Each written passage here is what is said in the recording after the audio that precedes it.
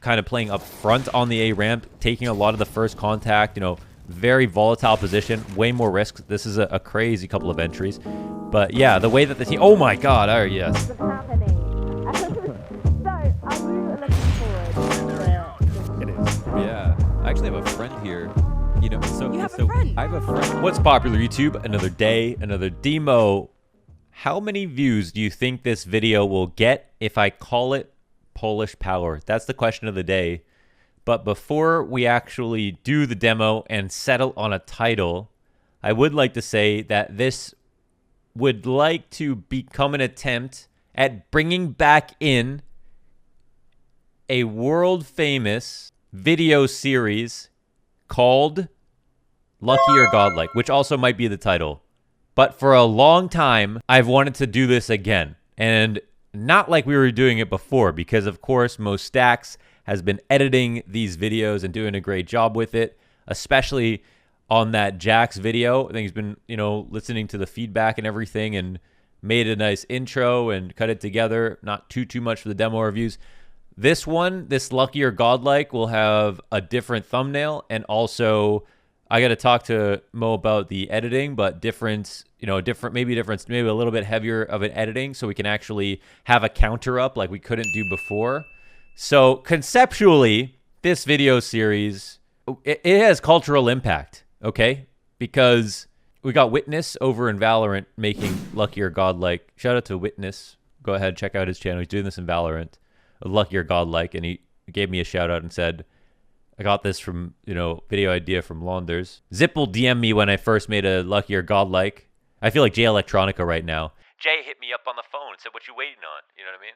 Zipple DM'd me and said, you need to do more. This is genius. You need to do more of this. A lot other weird. I had a lot of other YouTubers that were like, this is the series to do. But when we were doing them before, we weren't doing them right. So today we're going to look at the Polish powerhouse of Hades. And I don't know if we'll call this Polish Power, but there's also UFC fighter. I'm going to mess up the name pronunciation. Blachowicz. Jan Błachowicz. Killed Adesanya a few weeks ago. Broke my heart, but he was a beast. And ever since then, I've just been walking around the house saying Polish Power. And the new Polish powerhouse is this man right here, Hades. ENCE is kind of becoming like a little bit of a, not quite a mouse sports, but a team that does have its eye on the talent, right? With the players that it's bringing in. I think we're seeing some good stuff come out of an international lineup in a way that I was kind of, I don't know if I was hesitant to believe it would work. More so, I was looking more forward to the idea of, you know, a Finnish team or the ability to have like a full Finnish lineup and that being ENCE. But those days are long past. And now we're seeing a team that we can root for different reasons. There's a nice collection of talent here. And I'm excited to see how well they can do. You know, we're going to look at Snappy as well. Everyone's wondering, when's the Snappy video coming?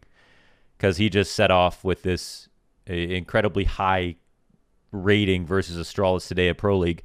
And we'll do that demo as well, Lucky or Godlike. The next video as well I want to do is Noto on this same map, which I pre-screened that demo a little bit earlier. We can talk about lurking on the B ramp of Ancient. And finally, the only other video that I want to do is, was it Snappy, Hades, Noto, or Doto? Not Noto. Shout out to Noto. There's one more. Oh, Shush. Unlucky or bad for Shush. Unfortunately, went 0-9 on the T side in one of their maps recently. So Heroic will be on the wrong end of a couple of these videos, but we got to do Shush. I think we'll bring back Unlucky or bad, and we'll see how that goes. Okay. Also, before people want to know, where's the news? There's only 2 tabs open. I think what I'm going to do instead of doing random news every single day, I'll do one news video a week so everyone can find the news all at once in a separate video. Since we're making all kinds of changes on the channel and trying new stuff, why don't we keep doing that? Let's hop into the game. Don't use a black crosshair because it blends into everything.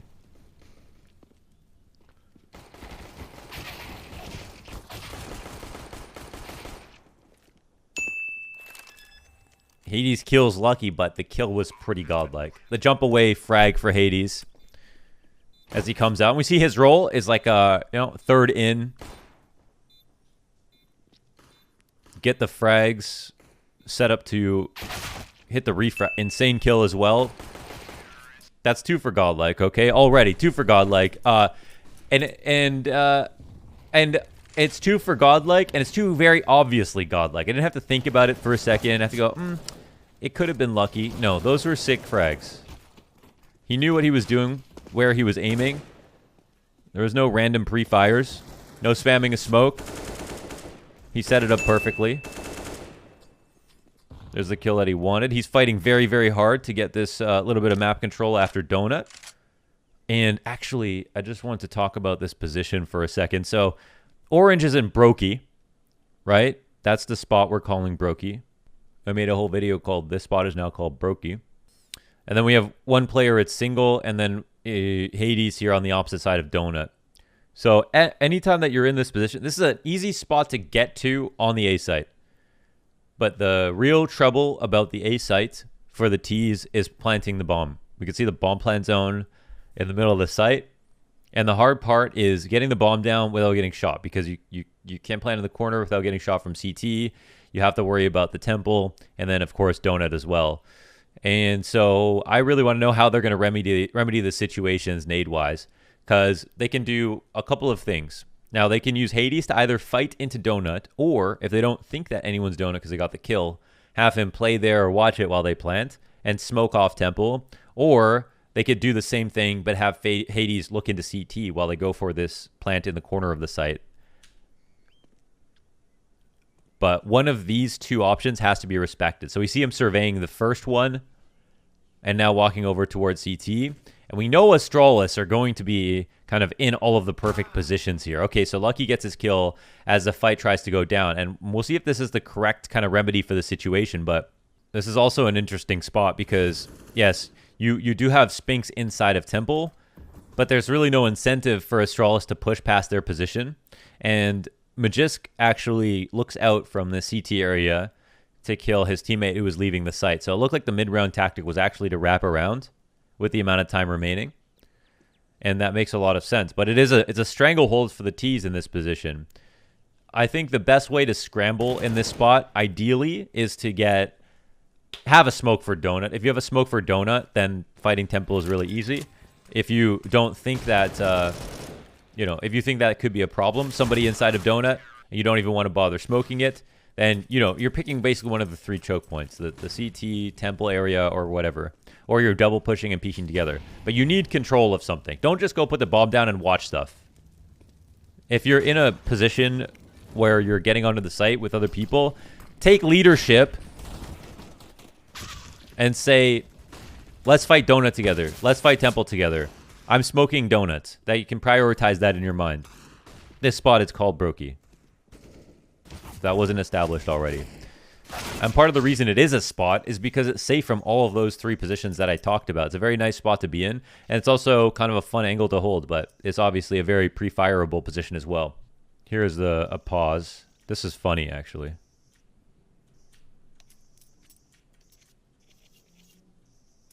Need to ask them if you can play without cam, because the camera's lagging. Snappy. Are you paying me a meal? You're rich. That's Magisk. Take the fine for us. Nah, my fat face is already on cam, Magisk says. Bubsky says, Wolt DK stole all his money. Magisk said, best customer on Wolt. Snappy, Sushi King. Bubsky, Kebab King. I love that name. I think one of the reasons that we see success from Ents on this map is because of Snappy and his innovations. Snappy always has insanely good executes. And it's never been a problem for him and his teams to have very good executes that are very well thought through, cover a lot of good options, are good on the timings, efficient grenades, everything like that. Snappy is your man. So it's a great demo to watch if you're trying to improve your team, basically at any level, to watch any team, any demo from any team, godlike. Any demo from any team that Snappy plays on. And he is one of those players that I think is willing to, he's very studious and is willing to put in the work to put a team together and make them perform really well, even if they have inexperienced pieces or are lacking a little bit of talent or something like that. Not that that's a problem on Ent, but just to say. Here's a great trade from Hades. And I think on some of these executes, you know, it's all the standard smoke. Smoking out the Vs here, smoking out... I really have the urge to call... I still have the urge to call these Ivy and Old Bomb. And I wanted to talk about this spot on the B ramp where you're tucked into a cubby. Oh, we saw the boost. Oh, he doesn't get that other kill. It's honestly lucky. When I was watching the demos before, he was appearing on the screen and killing some of the players I was spectating. I was like, damn, lucky is pretty godlike. I know his stats are just looking pretty okay, like not outstanding or super spectacular, but I've seen some very impressive kills from him already. I will say. I like what I'm seeing. I'm not going to lie.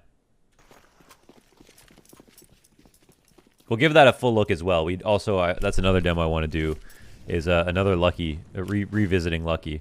So here's the timing on this rush, right? So we have time to throw that smoke, plus the late flash over top to combine with the sky flash on the rush, but they don't exit. They get the kill. Reassess on the situation. And Snappy is calling some very fast plays towards A. I'm quite appreciative of the fact that there are some fast plays that you can make on Ancient, because it was starting to feel like for a second, oh, are we going to get to a Vertigo situation where if people are throwing the correct grenades, you just cannot rush ever? But there are some times where you can do it. Even if the B grenades can be pretty brutal.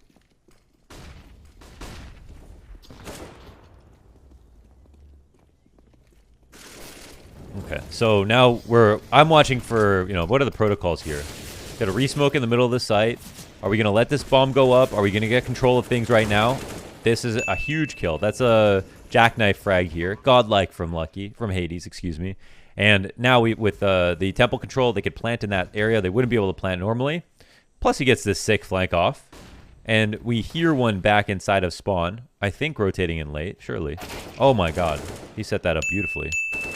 That was 200, 250 IQ at least. This is extremely godlike so far. This is hot, hot, hot. Not a single lucky kill so far, I don't think. So this is the execute that they're throwing right now. That's great. Covers every option. You kind of want to just go through, and the best part about these executes is they're simple enough. A lot of people are doing similar variations, but look for every single player in all of their nades and just copy it for your team. That's the best part about Snappy's executes, in my opinion. They're really palatable, and I think everything that you see being done makes a lot of sense. For me, it's kind of like, you know, how Existence was for a lot of people back in the day. Snappy is one of those callers for me, where I look at an execute and I trust it. I'm like, this guy picked a lot of the right stuff. I'm willing to jump into this blindly. Not that you should. You should tailor stuff, but I'm just speaking in hyperbole. Hades on the op now. And I think one of the most important things about the B side on Ancient when it comes to the post-plant situations is remembering that Banana is very short, that this area in the in lane behind the B site is very close to the bomb site, that the mid connector, everything is very active at all times. There are no huge flanks on this map besides all the way through spawn. Holding your back towards spawn can be okay, kind of like holding your back towards A ramp on Mirage. That flank is usually kind of unlikely. But this area, out just around in the lane behind the site, is very hot at all times. It can't be thought of as a place that people won't flank. It has to be a place that you put directly into your post-plant positions.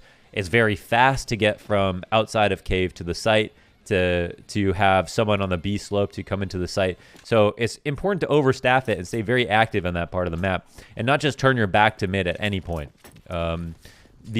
What's unique a little bit more about Ancient compared to like Inferno Banana or whatever is, you know, Inferno Banana, you wouldn't play at the bottom of Banana to play in a post plant, but it's so much more compact here on Ancient. This whole area is a lot hotter. It's not so much about slow rotations. It's about like a heavy amount of retake attempts because of how close together things are, more like Cash than like Inferno. Even if some of the Banana stuff is very similar. So Magus punishes the re-peek, even though it's a great kill initially on Dupree. Spinks ran out. Spinks just wished he had a Mac 10 for that particular situation. He had no plans of stopping. That's one of those spots that's just such a pain point where you're like, okay, this guy's single or whatever, he's not going to peek me. There's donut to worry about. We need to get one of these kills to break open the site. But they're having trouble scaling across A. So I'd like to keep attention on that. And I wouldn't say that, why is it always the disco op in the middle of the game? I don't know what causes this, but try to just stay focused on the game instead. And the best part here is actually they're trying it again. So let's see if they'll have trouble scaling across the A site one more time. They're throwing like a small fake towards B, trying to punish rotations with this op. There's no one in donut. Oh my god, he just runs out. I guess they have pistols. Oh no, they don't. How is this even so easy for Ents? Easy for Ents. Easy for Ents. Just like the song. It's so easy for Ents. He ran out of mid into donut. Didn't have to worry about a single target there. I guess they got a kill. They must have known who it was. Let's go on to the next round. I mean, so far, no questions. It's godlike. Every kill so far has been godlike. In case this is confusing. Because nothing's been... I haven't seen anything lucky. He hasn't like got any blind spray downs. He hasn't got any like smoke spam kills. Everybody's been on his screen. He's aimed at them and they've died, right? He's never even had to 180 flick after getting flanked and then got a crazy kill. So that's a great sign. But he is also Hades. He's set up to shine on this team. You can see by what timings he's throwing grenades. At what point is he coming to the site? Look at Dodo, who is another player we want to look at. He has been kind of playing up front on the A ramp, taking a lot of the first contact. You know, very volatile position, way more risks. This is a crazy couple of entries. But yeah, the way that the team. Oh my God! All right, yes, this is officially god. This is insanely godlike. The disco up 3K. Wow, that's like a breakthrough round right there. They're like this one, and this kill would have been made at a 2v2. You know, very retakeable site. Maybe you don't even get the bomb down. Potential for Astralis to get around, and Hades does just enough. The Polish power. The Polish cow, I think one of my Polish viewers said to call him. I don't know why, but the Polish cow power. Okay, let's see what the approach is now. Again, third out. Just keep attention on that. You know, like how the team operates with him. You know, he can kind of calmly swing out after no one takes contact and pick the angle he wants to watch.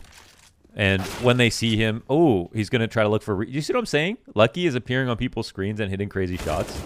I really do like what I've seen from other people's POVs from Lucky.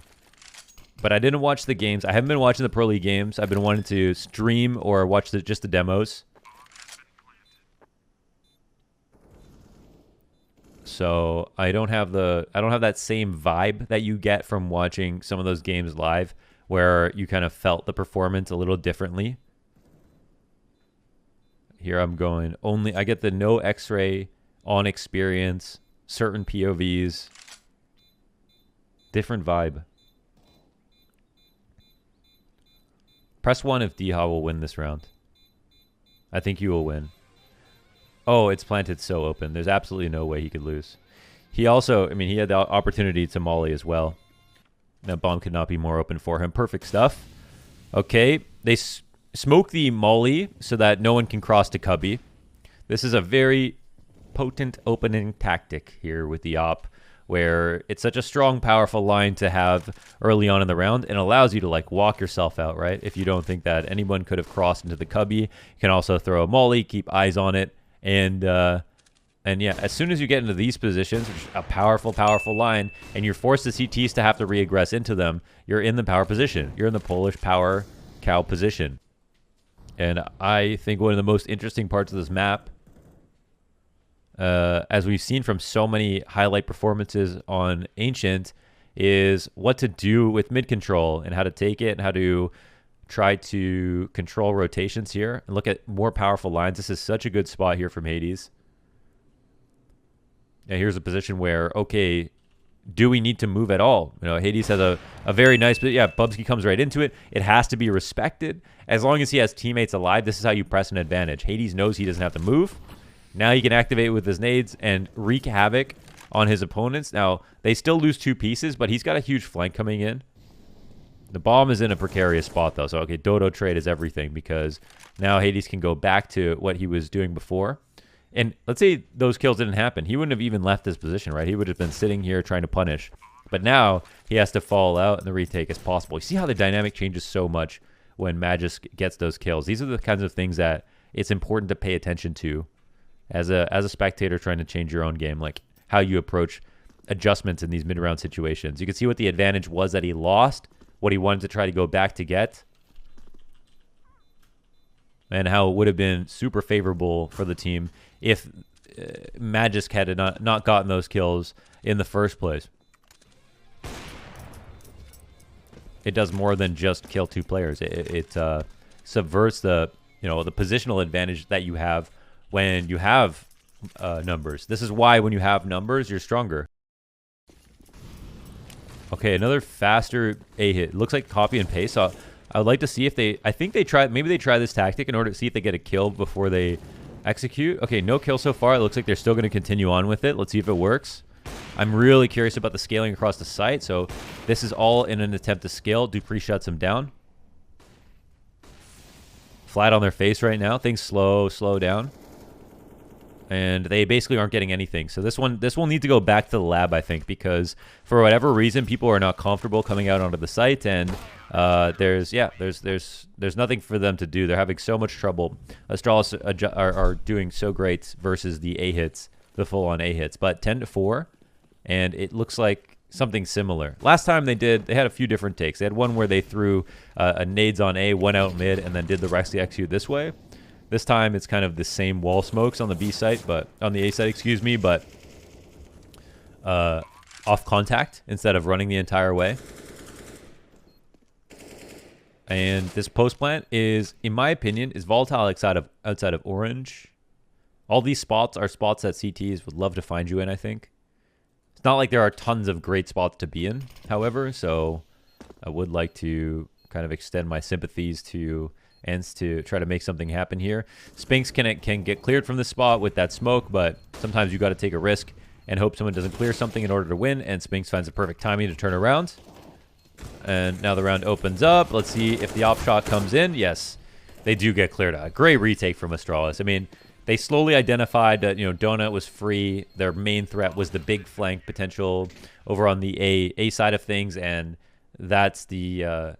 That's it. And then once they did that, they cleared out all those close positions. There must be players here is what they said. So I got to say, Astralis, despite losing device, having Lucky come in, I think it's shown that Glaive is a fantastic caller. Like, when I've watched the team play recently, I think that they're insanely competitive. Obviously, making playoffs at Cologne is already huge. Could have been in the finals in the first place. Very, very close game to not get into the finals. And you can just see the fire in Glaive's eyes. You can really see it. I think he's doing a great job, and I don't think we're gonna see the team become washed. Like, I think that would be the normal expectation. I'm very much looking forward to more out of Astralis, and I think honestly, like, I think there was always concern. Oh, Glaive just had a baby. Will he retire?